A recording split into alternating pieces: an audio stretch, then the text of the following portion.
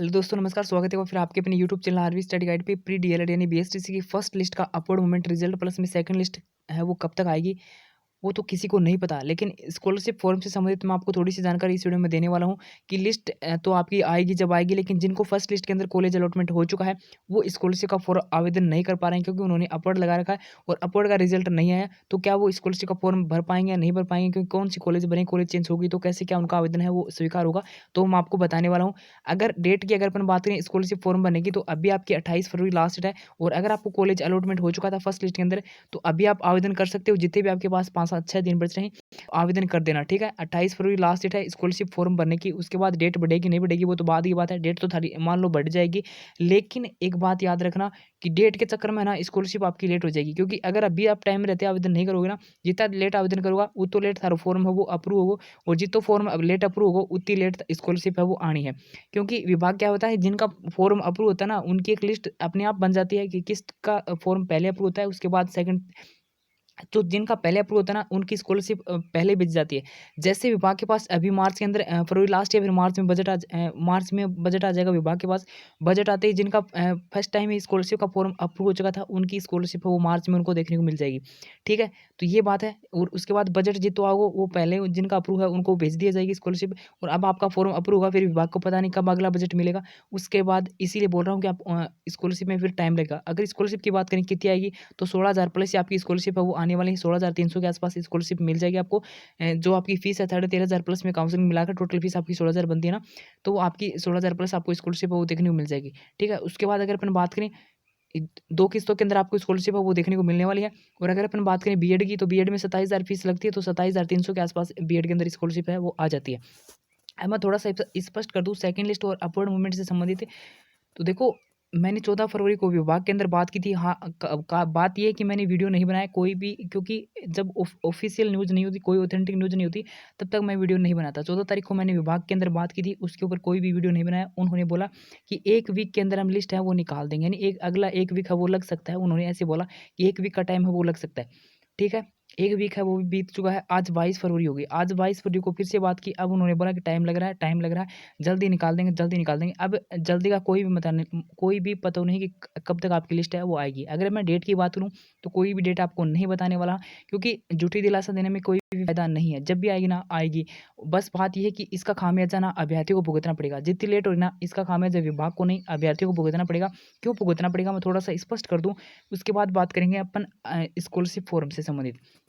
देखो, जो अभी फ़िलहाल सेकंड ईयर के अंदर है ना, ऐसी बात है ना, ये बात आपको इन्हीं के कारण आपको पता चलेगा कि आपको खामियाज़ा भुगतना पड़ेगा, नहीं भुगतना पड़ेगा। जो फ़िलहाल सेकंड ईयर में है ना, उनको खामियाज़ा भुगतना पड़ रहा है, उनका सेशन लेट हुआ उसका।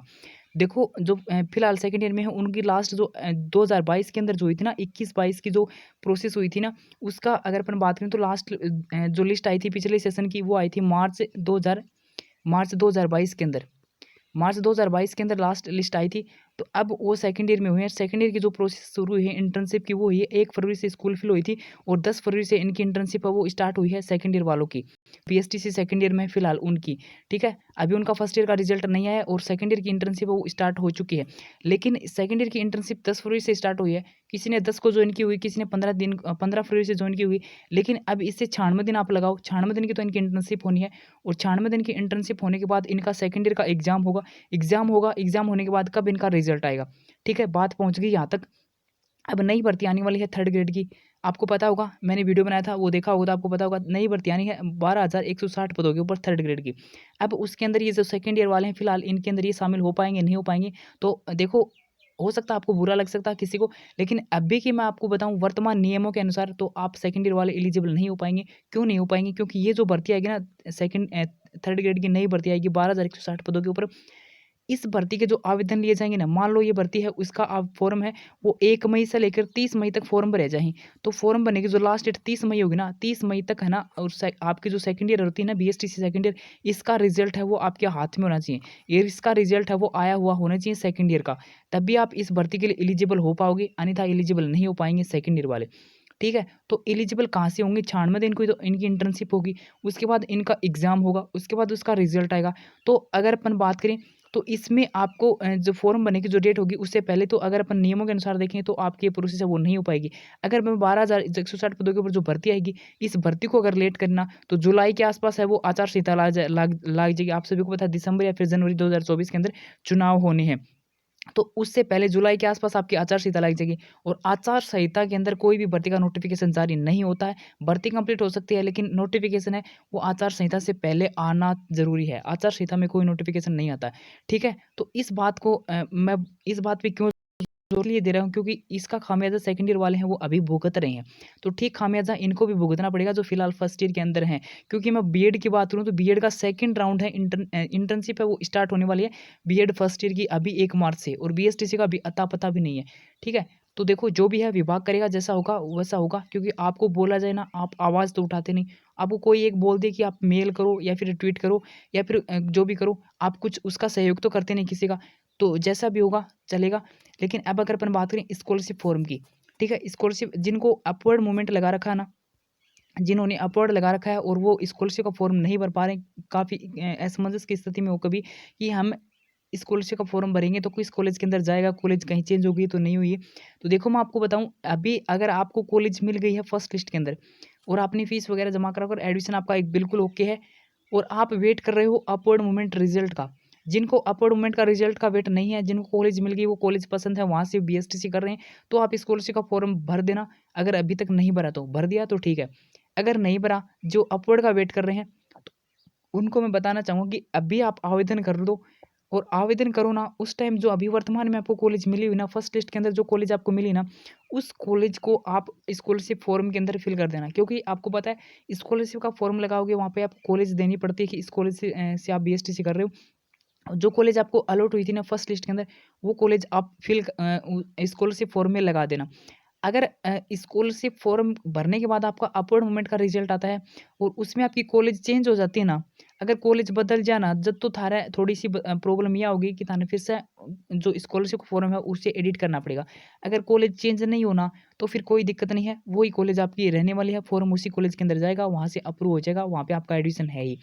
अगर आपने स्कॉलरशिप का फॉर्म भर दिया और उसके बाद आपकी कॉलेज है वो चेंज हो गई, चेंज हो जाए ना कॉलेज, तो चेंज होने के बाद आपको क्या करना पड़ेगा, ऑब्जेक्शन आएगा। जिस कॉलेज से आपको पहले कॉलेज अलॉटमेंट हुई थी, वहाँ से आपका एडमिशन कैंसल हो जाएगा और जो नई कॉलेज आपको मिलती है ना, उस कॉलेज के अंदर आपका एडमिशन है वो चला जाएगा।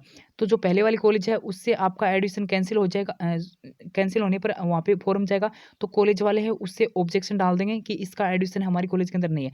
पहले जो फॉर्म स्कॉलरशिप का भरते हो वो सीधा समाज कल्याण विभाग के पास नहीं जाता है, पहले फॉर्म जाता है वो आपका कॉलेज के अंदर ही जाता है। ठीक है? पहले फॉर्म कॉलेज के अंदर जाता है, कॉलेज से अप्रूव होने के बाद समाज कल्याण विभाग के पास जाता है।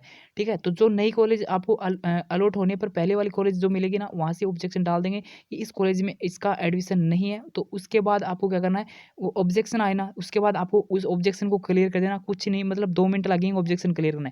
2 मिनट आप एसएसओ पे जाकर 2 मिनट अपना 2 मिनट के अंदर अपना ऑब्जेक्शन है वो क्लियर कर सकते हो, खुद भी कर सकते हो अपने मोबाइल से।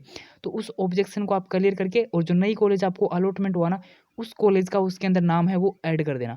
बस इतनी सी बात है, जिनको अपवर्ड मूवमेंट लगा रखा है, स्कॉलरशिप का फॉर्म भर देना, वेट मत करो अपवर्ड मूवमेंट रिजल्ट का। जो कॉलेज अभी वर्तमान में फिल है, वो कॉलेज आप भर दो और अगर बाद में आपकी कॉलेज चेंज हो जाए, कुछ ना समझ में आए कि आगे की प्रोसेस क्या है, तो आप मुझसे मैसेज कर लेना, मैं आपको बता दूँगा। ठीक है? लास्ट डेट की अगर अपन बात करें तो 28 फरवरी है, इसको याद रखना 28 फरवरी है स्कॉलरशिप फॉर्म भरने की, ठीक है? इसके बाद डेट बढ़ेगी, नहीं बढ़ेगी वो तो आगे की बात है, लेकिन इसका विशेष ध्यान रखना कि आप इससे पहले-पहले आवेदन कर दो। क्यों? क्योंकि मैंने बताया जितना लेट आवेदन करूँगा, बित्ती लेट छात्रवृत्ति आनी है और ते चाहो ही कि हमारे लेट छात्रवृत्ति आवे, तो ते बाद में अप्लाई कर देना। ठीक है? Second list of upward movement result को लेकर अभी कोई भी ऑफिशियल न्यूज़ नहीं है कि किस डेट तक आपका रिजल्ट वगैरह आएगा और स्कॉलरशिप फॉर्म में आवेदन करोगे तो आप कौन-कौन से डॉक्यूमेंट्स लगेंगे, वो मैं आपको डिटेल से पीछे वीडियो बनाकर बता चुका हूँ। कौन-कौन स्कॉलरशिप के लिए एलिजिबल है, वो भी पीछे मैं आपको बता चुका हूँ। तो वो पिछला वीडियो स्कॉलरशिप वाला देख लेना, अगर आपको कुछ ना समझ में आए तो।